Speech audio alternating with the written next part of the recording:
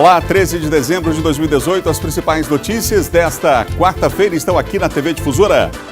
Rodoviários voltam a entrar em estado de greve e já anunciam paralisação para a próxima semana. Caso Bertin, justiça condena envolvidos no assassinato do ex-prefeito de Presidente Vargas. No Fórum de Governadores com Moro, Flávio Dino chama atenção para superlotação carcerária, tráfico e fronteiras.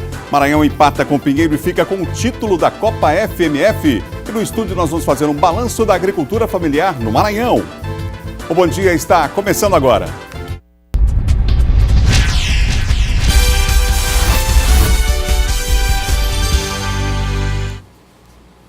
Um ótimo dia para você que nos acompanha. Estamos começando mais um dia e você ligado aqui na programação da TV Difusora. Estamos juntos a partir de agora, unindo todo o Maranhão através da informação. Sem avanços das negociações, rodoviários anunciam paralisação para a próxima segunda-feira. Você sabe que até agora há um impasse entre os trabalhadores e também os empresários. Não houve um acordo em várias reuniões que foram realizadas, algumas dessas reuniões, inclusive, intermediadas ali com a participação do Ministério Público do Trabalho, mas enfim, não houve um acordo e agora os rodoviários anunciam que já estão em estado de greve e já informaram, até porque a legislação exige isso, a informação com antecedência da data em que eles devem realizar uma nova paralisação. E a paralisação está marcada para o início da próxima semana e tem mais informações e os detalhes é Hugo Viegas, vem comigo que ele participa agora ao vivo aqui do nosso Bom Dia. Olá, Hugo, quer dizer que já está definida a próxima paralisação, não é? Exatamente, Adalberto. Bom dia para você também, bom dia para todo mundo que está nos acompanhando. Hoje, por exemplo, aqui no terminal da Praia Grande, a movimentação é tranquila, normal, mas já na próxima segunda-feira, Adalberto, isso pode ser completamente diferente. O Sindicato dos Rodoviários anunciou para segunda-feira já essa greve, disse que tentou de todas as formas negociar com os empresários, mas acabou não conseguindo. E como você disse, já comunicou tanto ao SET quanto ao Ministério Público do Trabalho e também aos profissionais, né, de que na próxima segunda-feira essa paralisação deve iniciar. O Sindicato dos Rodoviários, o Adalberto, disse que tentou negociar, por exemplo, o valor do ticket alimentação, tentou negociar a permanência do plano odontológico, que os empresários não querem manter, querem também que os rodoviários paguem pelo menos 50% do valor do plano de saúde. A categoria também não aceita esse ponto. Além disso, Adalberto, segundo o Sindicato dos Rodoviários, os empresários querem o fim da função de cobrador. E esse ponto, de acordo com o sindicato, é inegociável porque pode causar, aí deve, né, se adotado, causar muitas demissões. Então, por conta disso, essa negociação que já vem sendo mantida aí desde o mês de agosto, sem acordo, e aí por conta disso a greve já está anunciada e comunicada para a próxima segunda-feira, e aí a gente sabe, né, Adalberto? Muitos transtornos para quem depende do transporte público aqui na capital. Eu volto com você. Verdade, Hugo, transtornos enormes para quem usa esse tipo de transporte. Obrigado pelas informações. Está aí o nosso Hugo Viegas, que daqui a pouquinho volta com novas informações ao vivo aqui no nosso Bom Dia Maranhão, hein? Bom, chegou o período chuvoso, né? E lá na região dos cocais populares improvisaram sinalização de perigo em uma ponte no município de Caxias que desabou essa semana por conta das fortes chuvas. O terreno de acesso à travessia sofre erosão devido aí a esse período, a chegada das chuvas fortes aí, principalmente lá na região. Vamos ver.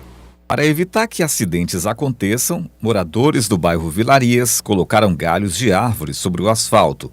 Uma forma de alertar quem precisa passar por aqui é que um buraco surgiu após as últimas chuvas que caíram na cidade. A cabeceira desta ponte, localizada na 4ª Travessa Vilarias, não resistiu e veio abaixo. A rua era bastante utilizada por motoristas e pedestres. Após a queda de parte da estrutura, pouca gente se arrisca a passar pelo trecho. A ponte foi reformada e entregue há pouco tempo pela prefeitura. Mas, com as últimas chuvas, parte da estrutura desabou.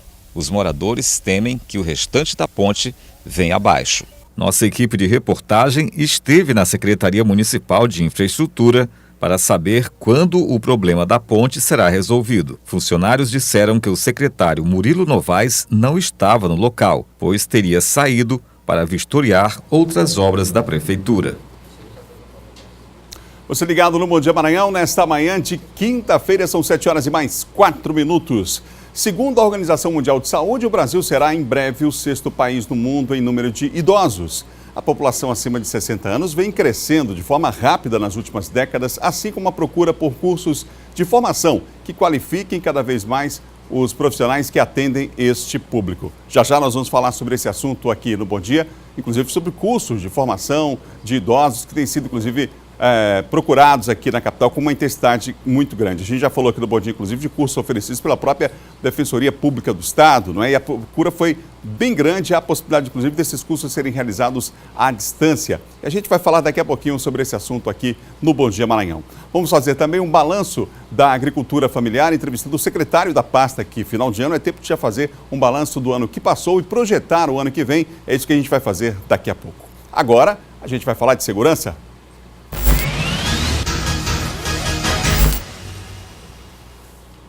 Vamos falar de segurança com o Silvan Alves, que está chegando. Nosso Silvan, hoje vários assuntos em pauta, entre eles a sentença. Olá, Silvan. Olá, bom dia, Adalberto. Bom dia. Bom dia a todos. Vamos falar inicialmente sobre a sentença anunciada dos envolvidos no caso Bertin, não é isso? É isso. O caso, foram 3 dias, não é, de sessão do Tribunal do Júri Popular. Essas sessões elas foram realizadas no plenário da Câmara Municipal lá de Itapecuru-Mirim.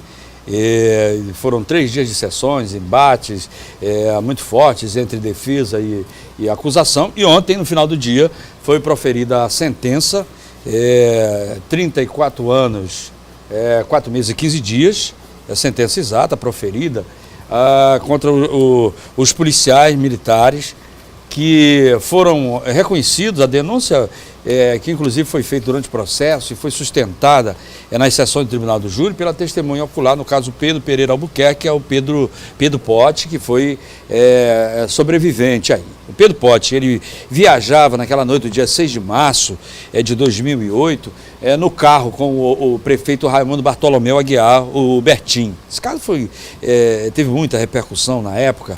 E aí, segundo o Pedro Pote, no trajeto pela rodovia BR-222, eles estavam indo lá para a cidade lá de Presidente Vargas, eles teriam sido interceptados por um veículo, onde, segundo ele, estavam esses 3 policiais acusados, e lá esses policiais teriam executado o Bertin, atiraram também no Pedro Pote, né? Segundo ele teve sorte porque não foi morto, porque os policiais tiveram que fugir do local devido à aproximação de um veículo, né, que vinha se deslocando na mesma direção, e aí eles tiveram que fugir do local, obviamente para não serem vistos, reconhecidos por essas pessoas, segundo garante, assegura o Pedro Pote. E daí ele, ferido, conseguiu sobreviver, e foi o grande embasamento da acusação, no caso a acusação sustentada pelo Ministério Público, né, que levou ao conhecimento, ao convencimento os 7 jurados do Conselho de Sentença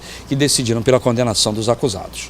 Ô, Silvan, qual foi o E outro detalhe, viu, Adalberto? A juíza de imediato, proferida a sentença, a juíza de imediato decretou a prisão dos 3. Isso. Ou seja, para que eles fossem direto, né? Ato contínuo. Isso, ato contínuo, para que eles fossem direto levados para o presídio. Silvan, qual foi o outro assunto que ganhou destaque hoje no Bandeira 2, que terminou agora há pouco? Nós tivemos uma apreensão feita pelo pessoal do GSA, Grupo de Serviço Avançado, que é lá do 13º Batalhão da Polícia Militar, lá em São José de Ribamar. Foram cerca de 5 quilos de maconha. Esses policiais estavam de campana, porque eles receberam a informação de que essa droga ia chegar lá no bairro do Outeiro, no município de São José de Ribamar, e aí fizeram a campana, tinha as características do veículo, um veículo Celta, e aí eles acabaram fazendo a campana, interceptaram o veículo e fizeram a apreensão da maconha, estava em umas caixas, prenderam a dona Maria Regina e o Francivaldo, que era quem estava dirigindo o veículo, mais de 700 reais em dinheiro, exatamente. Eles foram presos, Francivaldo dos Santos Araújo, a maconha nas barras, aliás, a maconha também encaixotada, mais o dinheiro 700, balança de precisão, papel, filme, que são os objetos utilizados para embalar e manusear a droga. Mais a dona Márcia Regina, que era a senhora que estava também no veículo. Os 2 foram autuados em flagrante. Silvan, um ótimo dia para você. Boa quinta-feira, hein? Ótima quinta-feira, bom dia a todos. São 7 horas e mais 9 minutos, 7h09. Você ligado aqui no Bom Dia Maranhão, nessa manhã de quinta-feira. Nós vamos agora à participação de Luiz Carlos Lima. Vamos às informações direto de Imperatriz. Há um caso, inclusive, de uma jovem que morreu afogada, mas a polícia está investigando em que condições esse afogamento teria acontecido. Esse é um dos destaques lá da região tocantina. Luiz, um ótimo dia para você. Bom dia para você também, Adalberto. Bom dia a todos que nos assistem. Olha, a polícia tenta esclarecer os motivos que levaram à morte da estudante Ana Cleten, de apenas 17 anos de idade.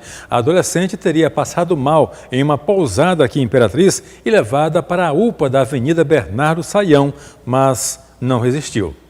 Ana Ketlin de Souza tinha 17 anos e estudava em uma escola da rede estadual em Imperatriz. Em nota, a Secretaria de Estado da Educação também se colocou solidária à morte da adolescente. As primeiras informações indicaram que a adolescente chegou à unidade de pronto atendimento da Avenida Bernardo Saião durante a madrugada. Nós solicitamos que fosse coletado material para o exame mais detalhado no corpo da vítima, né? Em seguida eu conversei com a doutora Ana Paula, médica legista que fez o exame de necrópsia, e a causa da morte foi afogamento.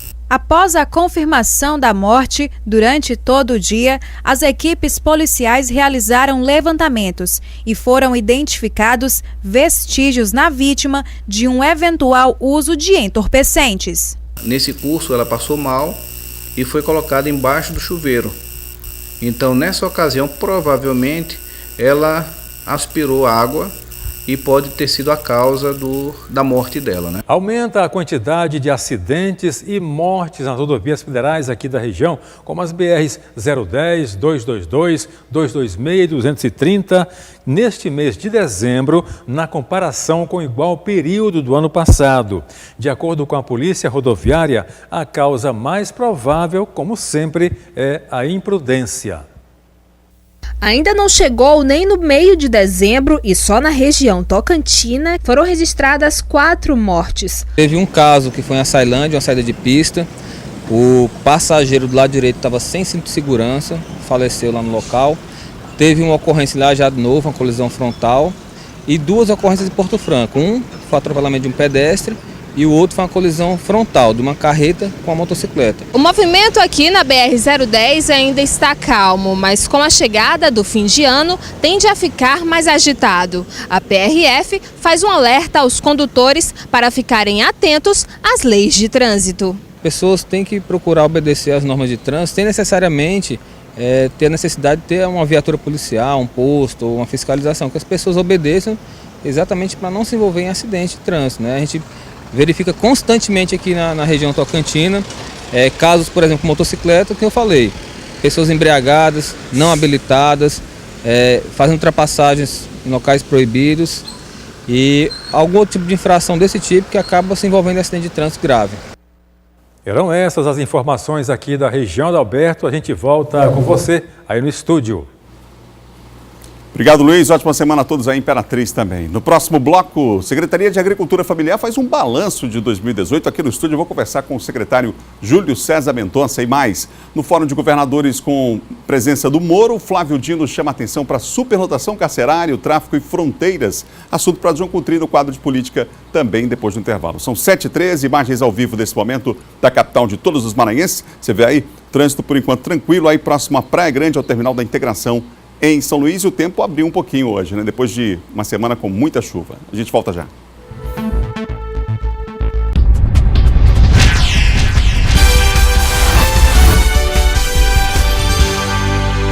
São 7h16, ao vivo, Bom Dia Maranhão, aqui para todo o estado pela TV Difusora. É final de ano, é tempo de fazer um balanço do que passou e projetar já 2019. Aqui no estúdio eu recebo o secretário de Agricultura Familiar, Júlio César Mendonça. Secretário, bom dia. Bom dia, Adalberto. Secretário, há um ciclo se encerrando, né, nesse momento em 2018. Essa é uma área extremamente importante para o estado. Nós temos um estado aí de dimensões enormes, com uma vocação tradicional para a agricultura. Mas em especial nós sabemos que os pequenos produtores rurais, durante muito tempo, eles foram esquecidos, abandonados, sem assistência inclusive, né? E com extrema dificuldade. Esse quadro hoje, você pode dizer que já há uma construção, digamos assim, de um novo ambiente, de um quadro diferenciado? Sim, existe uma construção em curso, apesar de toda a dificuldade financeira que passa o país e o estado, nós conseguimos avançar de forma significativa na construção da política da agricultura familiar, com programas importantíssimos, assim, que resgatam a capacidade de produção do Estado enquanto gerador de alimentos, enquanto produtor de alimentos, resgatando aí uma dívida centenária com os agricultores familiares e transformando eles em fator de desenvolvimento. E o programa de aquisição de alimentos, ele na prática realmente tem funcionado? O senhor tem números, dados que mostram isso? Sim, tanto o programa de aquisição de alimentos, que é justamente o programa que nós fazemos, o PAA, que nós fazemos em parceria com o governo federal, quanto um programa genuinamente maranhense, criado pelo governador Flávio Dino ano passado, que é o programa de compras da agricultura familiar, onde nós investimos em torno de 5 milhões de reais, comprando de quem produz, quer dizer,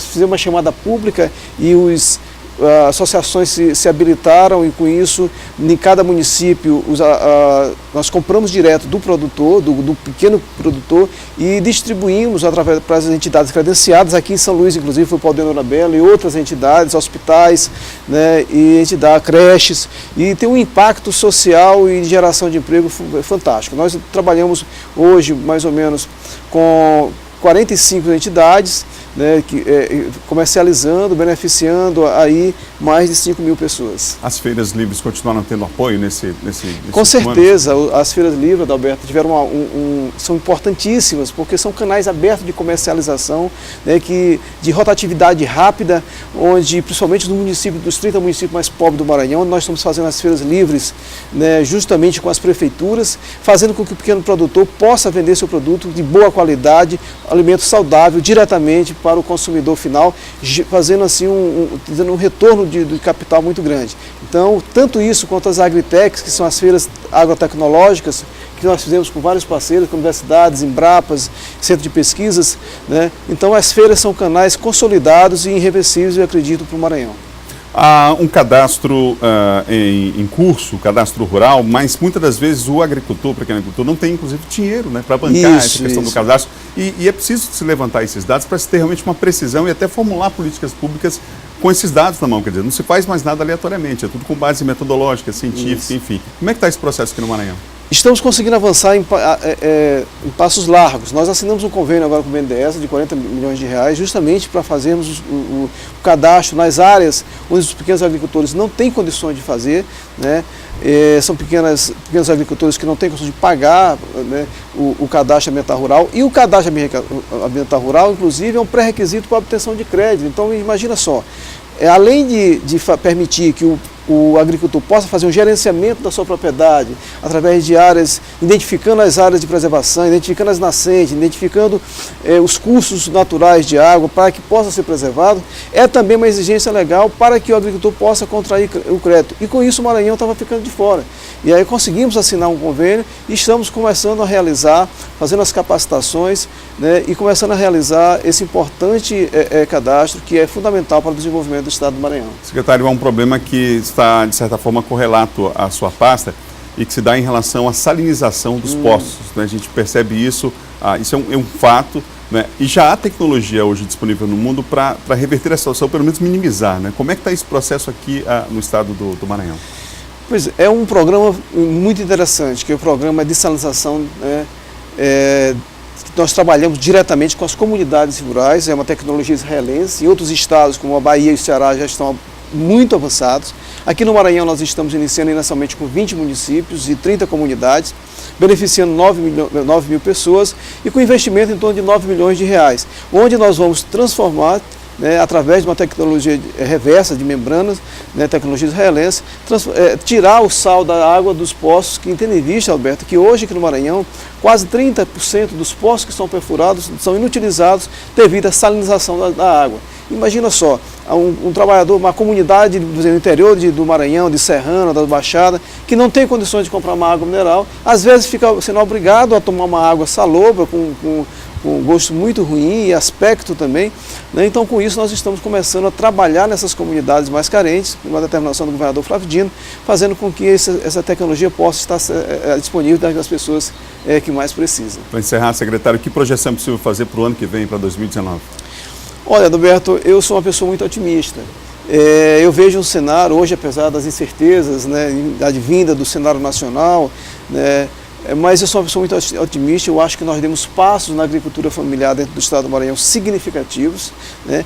Hoje nós temos já um importante pacto com os movimentos sociais do campo. Nós construímos um documento fantástico no sentido de apontar as diretrizes para o próximo ano, mesmo no cenário de crise. Então eu acho que nós estaremos juntos, construindo e avançando, principalmente no processo de agregação de valor tecnológica no agricultor, para o agricultor familiar, através das pequenas agroindústrias e, acima de tudo, no processo de comercialização. Né? Irrigação também, que eu acredito são 3 pontos fundamentais que nós devemos avançar no próximo ano, apesar do cenário que se vislumbra não muito animador. Obrigado, secretário. Eu que agradeço. O plenário da Assembleia Legislativa aprovou nesta quarta-feira o orçamento do Estado do Maranhão para o exercício financeiro de 2019. De acordo com o projeto, o valor orçamentário prevê uma receita global de um pouco mais de 21 bilhões de reais. Cerca de 30 emendas foram sugeridas ao projeto de orçamento para 2019. Mesmo assim, a votação foi considerada rápida. Terminou ainda durante a manhã. A maioria das sugestões da oposição eram referentes à transferência de parte dos recursos destinados às secretarias para outros projetos, como reforma de hospitais e limpeza das praias. Nós estamos remanejando esse recurso dessas 2 secretarias e colocando para a melhoria na questão das praias, uma ação de urgência em relação aos danos que a chuva está fazendo aqui em São Luís, recursos para o Socorrão 2, recursos para a reforma de feiras e também recursos para melhorias na saúde.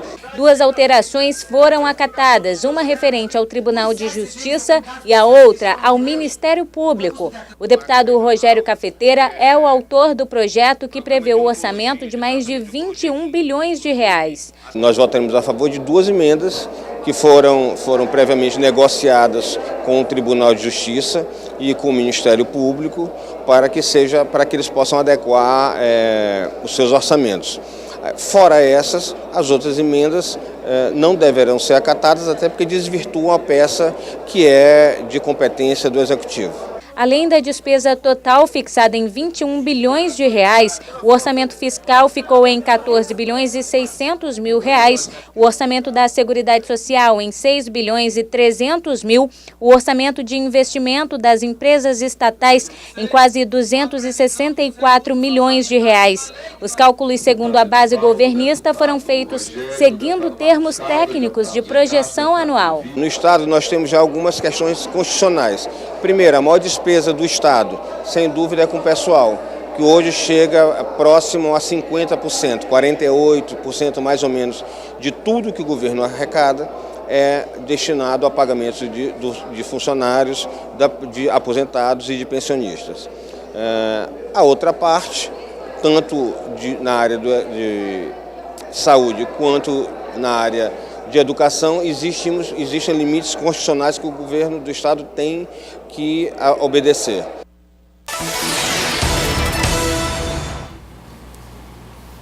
Vamos receber John Coutrinho, nosso comentarista de política, conosco nessa quinta-feira. John, tudo de bom para você? Bom dia, Adalberto. Bom dia a todos. John, temos muitos assuntos aqui para tratar e queria que a gente começasse falando exatamente sobre essa questão relacionada ao deputado maranhense que abriu um processo seletivo para formar a equipe de gabinete. E a forma como foi aberto esse processo é que é uma inovação, não é? É interessante, Adalberto. É muito interessante essa iniciativa do deputado recém-eleito Duarte Júnior. Duarte Júnior, deputado eleito pelo PCdoB, ele pegou uma parte, não é todo o gabinete que vai passar por esse processo seletivo. Ontem ele divulgou nas redes sociais que irá aí fazer um processo seletivo para contratar 4 pessoas para o seu gabinete, inclusive assessor de comunicação, técnico legislativo, outros assessores que irão passar pelo crivo de entrevistas, por uma prova seletiva para entrar aí no gabinete do deputado Duarte Júnior. É claro que é inovador, mas no passado uma outra deputada já fez isso. A deputada Helena Riuli, que era do PT, ela também promoveu uma espécie de seletivo no gabinete dela para contratar também alguns funcionários. Então, uma forma interessante, transparente, democrática, claro, né? Claro, muito importante, porque, Adalberto, hoje na política se fala assim que os cargos são utilizados aí mais de forma política indicações políticas, ou seja, é interessante, claro, valorizar essa questão do seletivo. Não é concurso porque os cargos são comissionados. Não quer dizer que você vai para o gabinete de deputado, se elegeu por 4 anos, o funcionário passará 4 anos trabalhando com ele. Não é um concurso público que garante estabilidade, mas de certa forma dá oportunidade para aqueles que estudam, que estão aí no mercado disponível. Então, iniciativa interessante do deputado estadual recém-eleito Duarte Júnior, no sentido aí de promover essa inovação na política, até para não se falar mais somente em cabide de emprego político, mas que também que se dê oportunidade para aqueles que possam promover aí um bom trabalho ali na Casa Legislativa.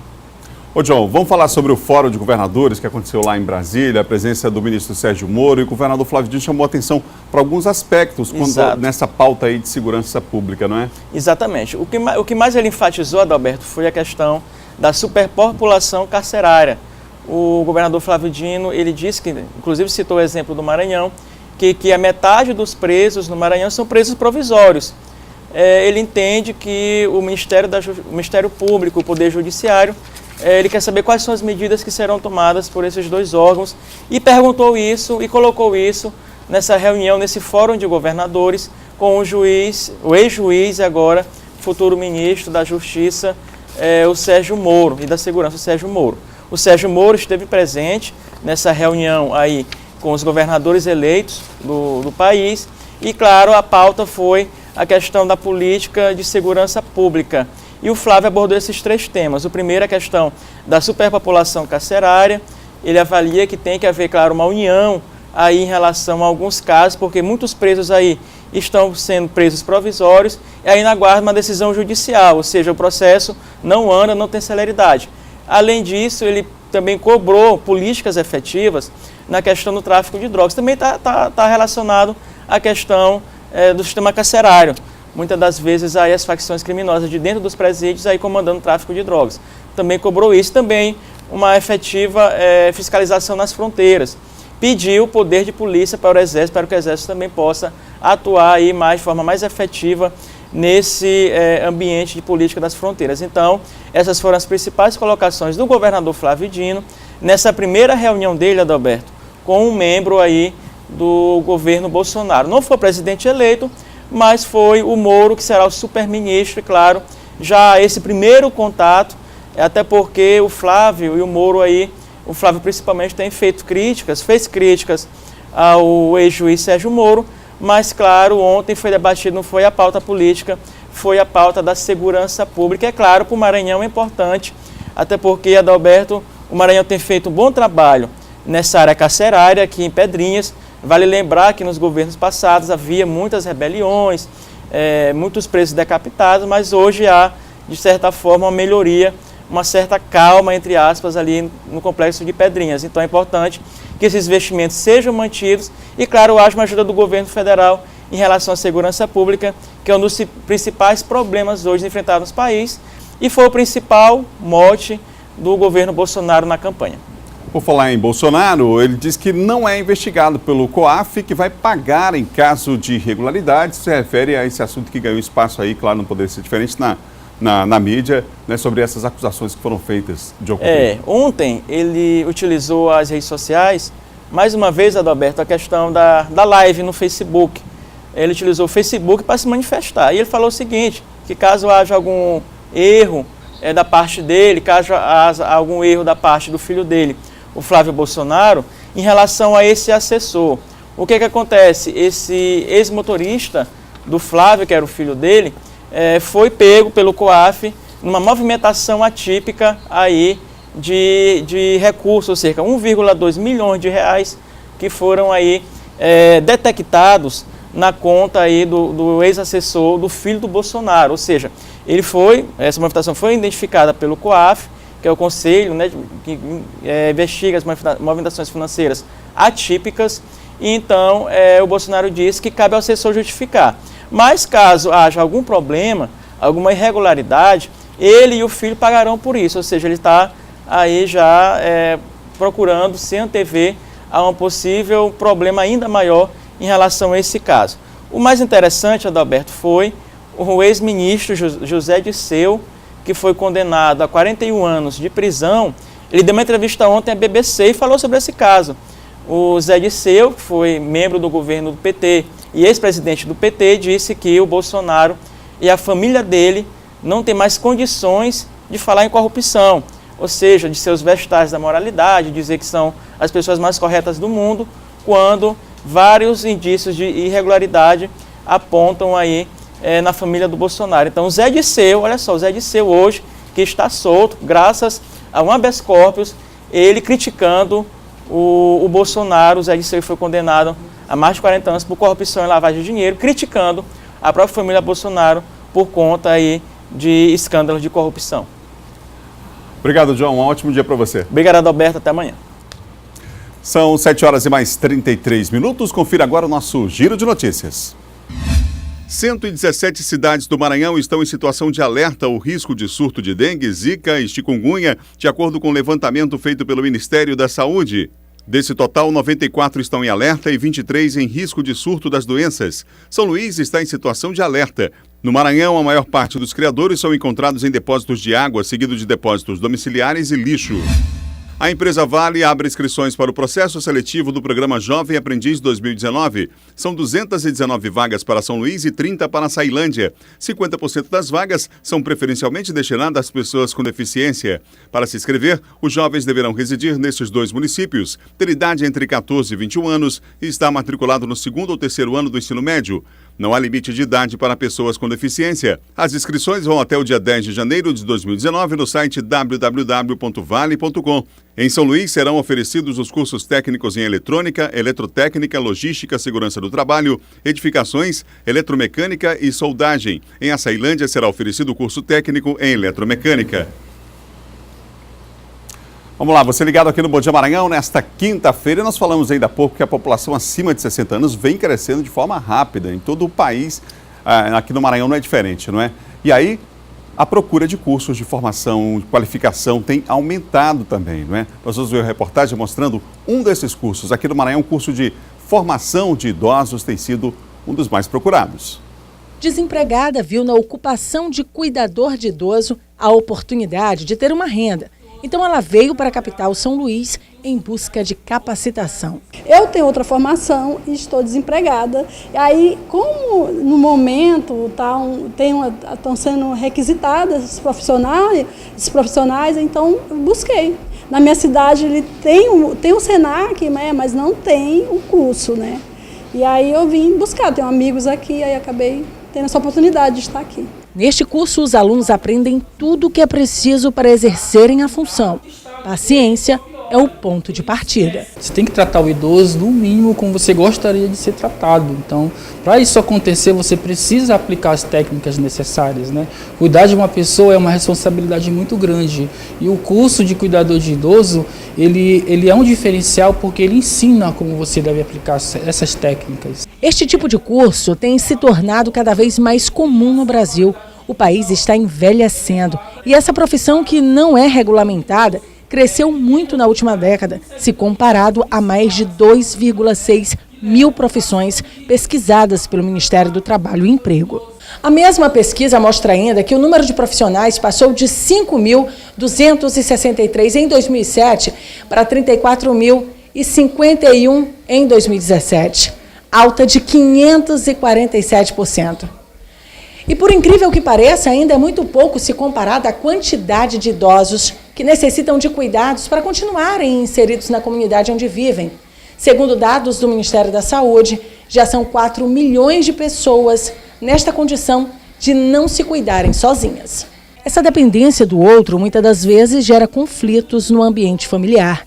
É preciso muita paciência, o que Jacira tem de sobra. Ela se descobriu uma grande profissional cuidando de um tio e agora da sua mãe, Dona Maria Lúcia. Comecei a procurar cursos, me capacitar e investir no que eu queria. Aí quando alguém precisava, que me ligava, eu ia a um hospital, uma residência. E aí já vai fazer 9 anos, né, que eu estou nessa área. E é o que a gente sempre fala, tem que ter muita paciência e tem que ter sabedoria. A cena é linda, mas não funciona assim em todas as casas. A violência existe e por isso a Defensoria Pública do Estado oferece curso de capacitação de cuidadores, que serve até para o próprio familiar. Cuidar de idoso não é fácil. Ultrapassa só a questão do bom senso e daquela empatia, como você colocou. É necessário que você tenha conhecimentos práticos do dia a dia sobre a questão do próprio envelhecimento, das dificuldades e possibilidades deste envelhecimento, de como movimentar corretamente o idoso. O curso da Defensoria é de 200 horas. Quem participa sai com outra visão sobre o conceito cuidar e pronto para o mercado de trabalho, se assim for seu desejo. A Carmen Lúcia, por exemplo, está trabalhando na Suíça. Eu quis aperfeiçoar, aí eu fiz um outro curso, que foi esse da Defensoria Pública. E eu achei interessante, porque eu não conhecia a realidade do curso no Brasil, da formação, eu não conhecia o trabalho que eles faziam com os idosos aqui no Maranhão, então eu achei interessante. A visão que eles têm, porque são pessoas que visitam os idosos. Aprender a lidar com pessoas e sentimentos é e será sempre mais complexo. E esse ofício exige amor, mais do que em qualquer outro empreendimento. É verdade, tudo que a gente faz com amor funciona, não é? Então é preciso ficar atento. Você, inclusive, que precisa de um tipo de serviço como esse, ao contratar alguém, cheque se fez um curso, né? Se tem a capacitação, se tem um perfil para aquela área, porque realmente cuidar de idoso não é fácil, há uma necessidade, há um mercado, inclusive, aberto para isso. A gente espera que a própria Defensoria, não é, ano que vem, consiga colocar em prática aquela possibilidade de curso à distância. Enfim, o estado do Maranhão tem uma dimensão muito grande e há uma procura muito grande por cursos dessa natureza. No próximo bloco, o Hospital do Câncer do Maranhão estará incluído em nova etapa de programa do Sistema Único de Saúde, hein? E mais, o Maranhão fica com o título da Copa FMF, vaga no Brasileiro, depois de empate com o Pinheiro Atlético Clube. Tem também uma homenagem ao Rei Zulu, foi lançado ontem um livro importante sobre a história desse nosso campeão. São 7h39, vamos para o intervalo, a gente volta já já.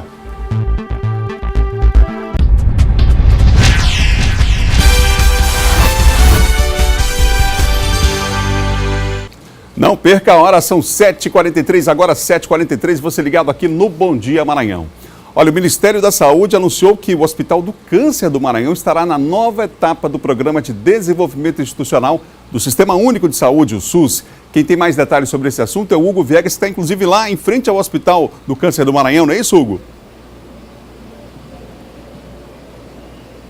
Exatamente, Adalberto. A gente veio para cá, para a porta do hospital, para dar essa boa notícia, dar mais informações sobre esse programa do Ministério da Saúde, que vai afetar aí 4 hospitais aqui do Maranhão, Adalberto. O Hospital Presidente Dutra, tem também o Socorrão 2, o Hospital da Mulher e aqui o Hospital do Câncer do Maranhão, o Hospital Dr. Tarquínio Lopes Filho. Olha só, Adalberto, até 2020, equipes de um hospital alemão, o Hospital Oswaldo Cruz, eles vão passar a vir periodicamente a cada 2 meses para prestar orientações aos profissionais aqui do Hospital do Câncer e dos demais hospitais também. O trabalho, Adalberto, não vai envolver só as equipes médicas, não. Vai afetar também áreas técnicas e administrativas. A parceria entre essas instituições tem o objetivo de também favorecer a ida de profissionais maranhenses para São Paulo para participar desses treinamentos. O Adalberto, o hospital aqui, Tarquínio Lopes Filho, faz parte da referência do tratamento do câncer no Maranhão, hospital de alta complexidade, e agora vai fazer parte também aí desse projeto, essa troca de experiências, esse trabalho, essa conversa com profissionais até de outros países para poder aumentar ainda mais a qualidade e o trabalho aí no atendimento a pessoas com câncer aqui no estado do Maranhão. Uma ótima notícia que a gente traz aqui nesta manhã. Eu volto com você, Adalberto. Obrigado, Hugo. Boa informação, realmente informação importante nessa manhã para aqueles que nos assistem. Obrigado, Hugo. Até amanhã.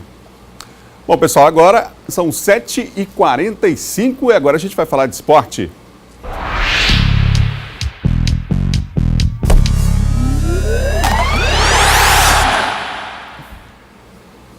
Vamos falar de esporte aqui no nosso Bom Dia Maranhão. Hoje esse é o nosso Laércio Júnior, porque também o motivo é justificado, né? Ontem ele estava à noite em Pinheiro, na sua terra natal, e lá em Pinheiro, com casa cheia, o Maranhão Atlético Clube empatou o jogo e conquistou a Copa FMF e a vaga para o Campeonato Brasileiro. A reportagem é dele, Laércio Júnior.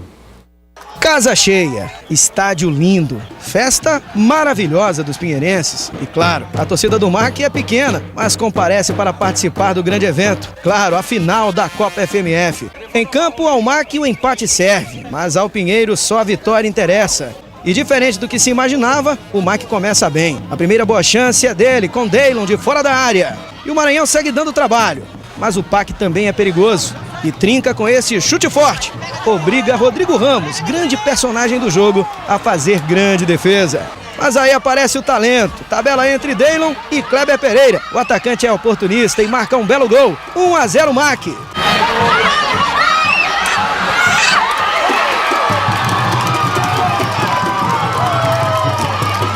E a vantagem é ampliada. Agora, só a virada interessa para a equipe de Pinheiro. E o PAC começa a pressionar. Neste bom passe de Michael, Vivico é preciso na finalização. A bola ainda toca caprichosamente na trave, mas morre no fundo do gol. 1-1.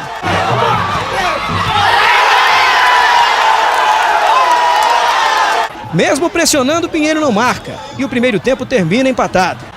Na etapa final, Pinheiro pressiona, é só ataque. Primeiro, Rodrigo cabeceia para fora, perdendo um gol incrível. A pressão continua. Trinca, chuta bem. Rodrigo Ramos consegue defender e Michael salva na sequência. Os minutos finais são de muita emoção, com Pinheiro pressionando, Rodrigo Ramos fazendo a diferença e o apito final do árbitro Myron Frederico dos Reis. Entenderam a mensagem e se propuseram a ganhar o título. E isso ficou em boas mãos. Se fosse o Pinheiro, estaria também em boas mãos. Deus é maravilhoso, Deus nos honrou e nos ajudou a colocar o Maranhão de volta no cenário brasileiro, uma Série D agora. E missão dada é missão cumprida, né? O Maranhão veio para jogar pelo empate, saiu na frente, poderia até ter vencido. Enfrentou uma grande equipe que empatou e poderia ter virado. Nesse jogo das grandes equipes da Copa FMF, o título, se ficasse com o Pinheiro, estaria em boas mãos, mas ficou com o Maranhão Atlético Clube, com o peso da sua camisa. Segurou a pressão, garantiu o título, o último título estadual da temporada 2018 e vai voltar ao Campeonato Brasileiro no ano de 2019. Um clube grande do nosso estado, um clube que honra os seus compromissos, que dá a melhor condição para o seu atleta. E eu me sentia na obrigação de conquistar. Com muito orgulho, com muito triunfo, perdemos o jogo. Eu estava conversando com os jogadores agora e parabenizei todos os jogadores pela grande partida que fizeram. Aqui nós tivemos praticamente o jogo de uma equipe, que foi o PAC. Tem 5 bolas, a gente cara a cara com o Rodrigo Ramos, bola na trave, bola raspando, ele defendendo. E a bola não quis entrar, né? A gente podia ficar a jogar até meia-noite, que eu acho que a gente não ia fazer o segundo gol. Torcedor pinheirense, só tenho que agradecer eles, apoio até o final. A gente lutou, mas como eu falei para meus companheiros, saímos de cabeça erguida, buscamos, mas foi aquele dia que a bola não quis entrar. Cadê o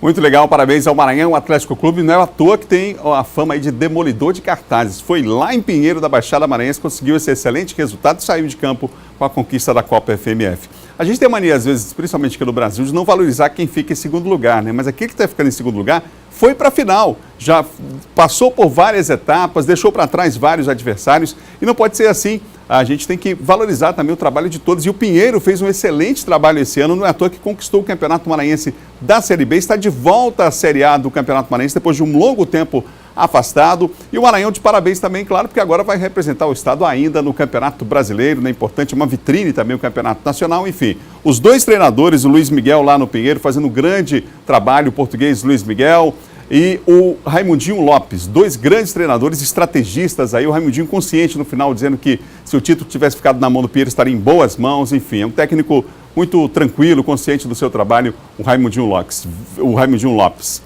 Vida que segue, agora vem aí o Campeonato Brasileiro e a gente vai acompanhar tudo aqui na Difusora para você. Amanhã nós estaremos acompanhando um seminário que vai acontecer sobre a Copa do Nordeste. Vem aí 8 jogos na primeira fase com transmissão ao vivo aqui na Difusora, você não pode perder. Foi lançada na noite de ontem aqui em São Luís a biografia de um grande ídolo do esporte cuja identidade se confunde, inclusive, com o próprio maranhense, não é? Claro que eu estou falando do Rei Zulu. Contar a história deste homem que trilhou um caminho pioneiro que antecedeu o UFC foi um sonho de fã realizado pelo escritor, membro da Academia Maranhense de Letras e procurador do Estado, Bruno Tomé. O Zulu faz parte da minha memória afetiva, realmente, né? Desde muito cedo, desde a adolescência, eu acompanho um pouco das lutas dele e o quanto ele representa de autenticidade para o nosso Estado. Ele é o símbolo da autenticidade do nosso Estado, é um dos nossos ídolos e escrever com ele foi um desafio muito gratificante, com certeza. Mesmo de cadeira de rodas e debilitado por ter quebrado um fêmur, Rei Zulu fez questão de participar da solenidade de lançamento da sua biografia e se emocionou com as homenagens. O menino que fez esse livro reconheceu o meu talento, a minha ideia, a minha disposição, né, de fazer essa viagem, a minha força de vontade, né, a dedicação também, e que me comportei também muito bem no esporte, né, comportei muito bem, não me envolvi em coisas erradas, né, que o atleta é atleta, né. Maranhense, de família pobre com 18 irmãos, Rei Zulu conquistou o mundo por meio das lutas e ficou famoso por desafiar os grandes lutadores da época. Sem ter outro ofício, aquele guerreiro subiu aos rings até os 63 anos de idade. Essa surpreendente trajetória é retratada com detalhes na obra que já está sendo disputada nas livrarias. Afinal de contas, quem não conhece este homem, quem não tem curiosidade de viajar na sua história? O Bruno Tomé foi muito feliz em escolher o seu biografado nesse momento. E o Rei Zulu é uma referência que nós temos aqui do Maranhão, do Brasil e talvez do mundo, como um grande lutador que foi, e a figura humana que sempre realiza as suas tarefas como um lutador a vida inteira. Eu acredito que além de uma boa aquisição, a verdade é um resgate que está sendo feito bem justo a alguém, um ícone das lutas maranhenses, tá certo? E na verdade há uma retratação maranhense com a produção desse livro. Um lutador, um fã e uma batalha que virou livro. Reza a sabedoria popular que o brasileiro tem memória curta. Mas aqui em São Luís do Maranhão não. Uma das maiores lendas do Vale Tudo, Casimiro de Nascimento Martins, o Rei Zulu, foi merecidamente eternizado.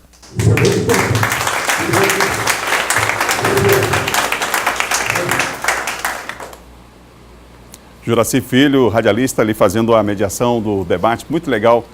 De parabéns o Rei Zulu e também a edição de mais essa obra importante aqui para o Estado, hein? Vamos mudar de assunto?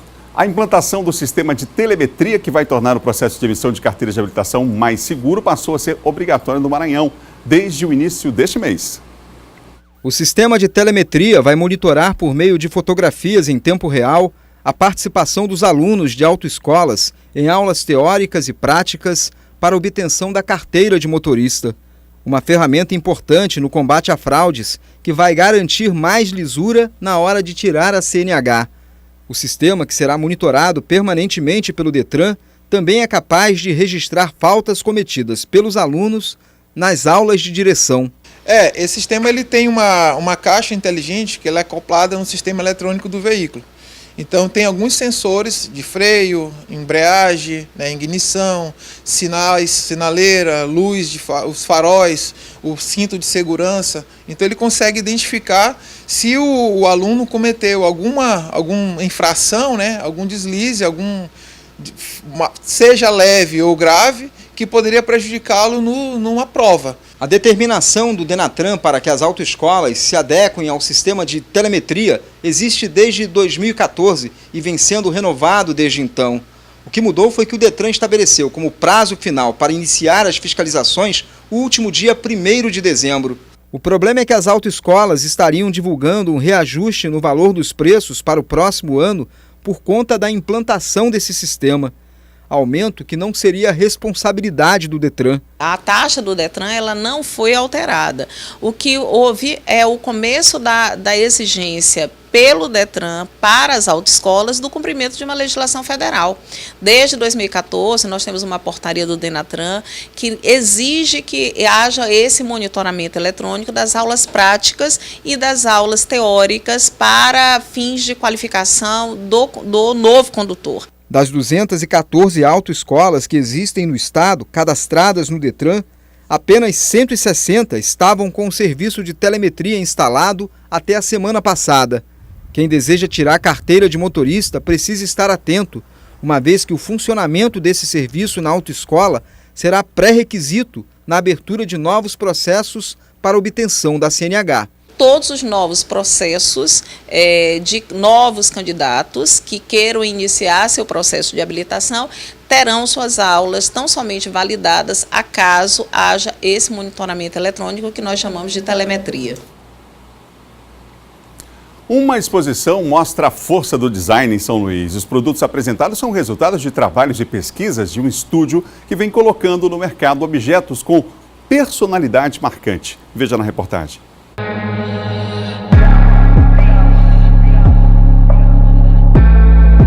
A exposição reúne 14 objetos. As peças, na verdade, são móveis, que na concepção ganharam um toque diferenciado, o que as tornaram verdadeiras obras de arte.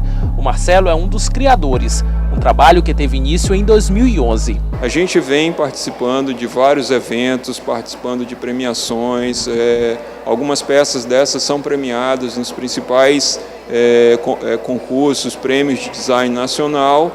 E assim, o fato é que a gente tinha a necessidade de trazer para cá e fazer uma pequena apresentação desse conteúdo. Reparem só nas ideias criativas. Os bancos são sustentados por pernas e pés. Este aparador de livros ganhou formas geométricas. E o que dizer desse cabideiro, com características de um desenho tribal? O colorido das peças é outro detalhe presente no trabalho dos artistas. Muitas vezes a tendência dos ambientes seja ser mais frio, mais, ou mais sóbrio, digamos assim.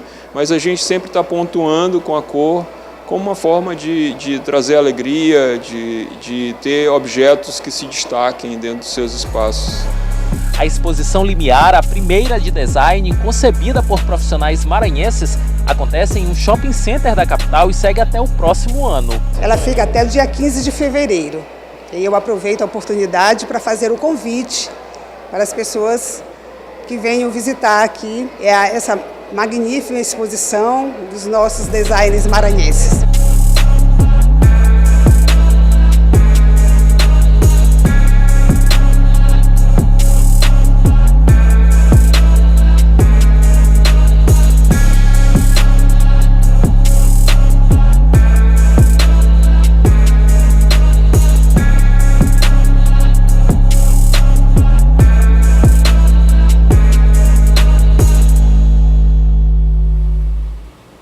Vale a pena conferir a exposição, hein? Bom Dia Maranhão termina agora. Outras notícias no Portal MA10. Amanhã a gente vai falar de Chorinho, Chorografia do Maranhão. Vai ser lançado amanhã esse livro. Tem ainda espetáculos também de Chorinho. Amanhã a gente vai falar mais detalhes sobre o assunto, tá bom? E para fechar, no Dia do Forró, Orquestra Sanfônica Balaio Nordeste, Sala de Reboco de Luiz Gonzaga. A data, inclusive, Dia do Forró, é exatamente em homenagem à data de nascimento do Rei do Baião. Até amanhã, a gente se encontra às 7 no Bom Dia.